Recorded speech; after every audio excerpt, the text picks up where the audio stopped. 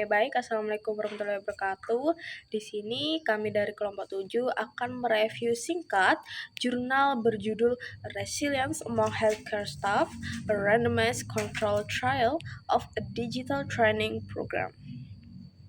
Nah, latar belakang dari penelitian ini itu adalah tenaga kesehatan menghadapi tekanan kerja yang tinggi seperti keterbatasan waktu, kekurangan staf, serta sistem kerja shift yang menuntut mereka untuk mengalami paparan rutin terhadap kematian dan penderitaan pasien yang secara emosional itu cukup berat bagi mereka. Kondisi ini itu meningkatkan resiko gangguan kesehatan mental seperti burnout, depresi, dan gangguan kecemasan. Nah, selain itu, tuntutan emosional labor membuat tenaga kesehatan harus terus mengelola emosi diri dan pasien.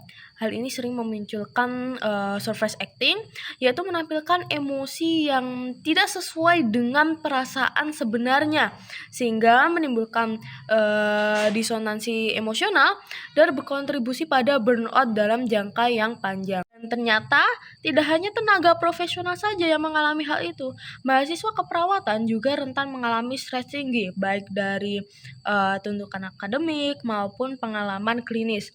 Nah, ini dia, resilience itu berperan sebagai faktor protektif yang penting karena mampu membantu individu dalam mengelola stres sekaligus mendorong pertumbuhan psikologis setelah menghadapi tekanan.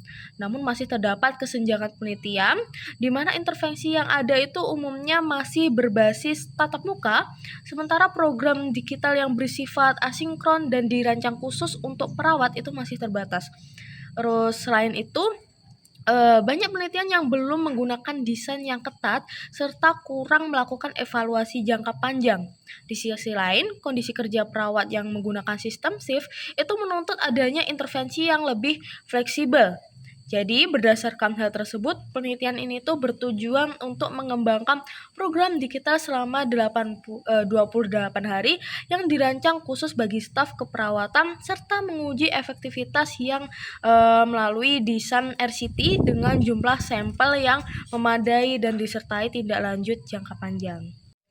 Nah, oleh karena itu, variabel pada penelitian ini yaitu untuk variabel bebas atau variabel independennya itu berupa program pelatihan resiliensi digital selama 28 hari.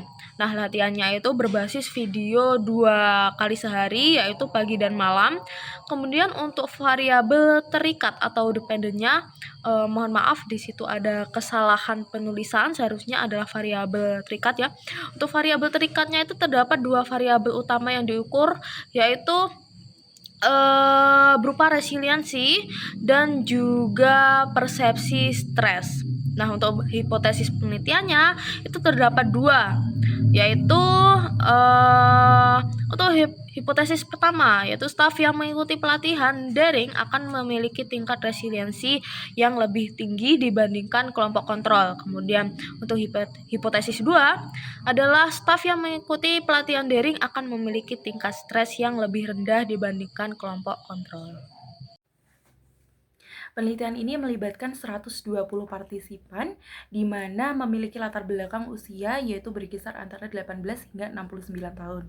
Nah, metode penelitiannya yaitu menggunakan two group di mana adanya kelompok eksperimen dan juga ada kelompok kontrol. Penelitian ini dilakukan selama 3 tahapan, yaitu sebelum, setelah, dan juga 3 bulan setelah intervensi dilakukan.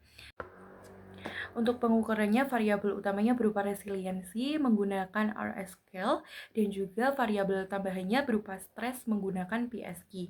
Nah, prosedurnya yaitu dibagi menjadi dua kelompok di mana kelompok eksperimen yang akan mengikuti pelatihan sedangkan kelompok terkontrol tidak mengikuti pelatihan. Kemudian dilakukan secara 3 kali bertahap yaitu sebelum, sesudah, dan juga 3 bulan setelahnya.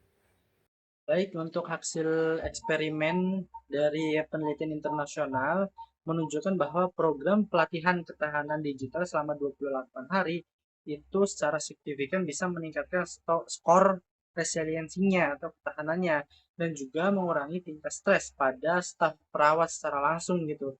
Nah, khususnya skor pada kelompok eksperimen ini meningkat secara signifikan setelah adanya intervensi dan follow up selama 3 bulan. Nah, selain itu, subskalanya seperti kegembiraan dan permintaan itu juga ada penurunan yang signifikan juga gitu, dan besar efeknya di kelompok eksperimen. Sementara untuk kelompok kontrolnya itu tidak menunjukkan perubahan yang signifikan. Maka hasil kesimpulan dari program desain tersebut yaitu programnya ini efektif dalam meningkatkan ketahanan dan mengurangi stres di kalangan tenaga kesehatan.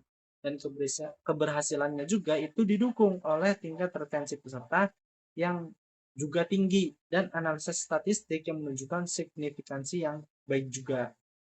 Kemudian untuk hasil review dari kelebihannya sendiri desain tersebut yaitu meliputi penggunaan program digital yang fleksibel ya, sehingga dapat diakses oleh staf dengan jadwal kerja yang fleksibel juga, misal nggak tetap gitu.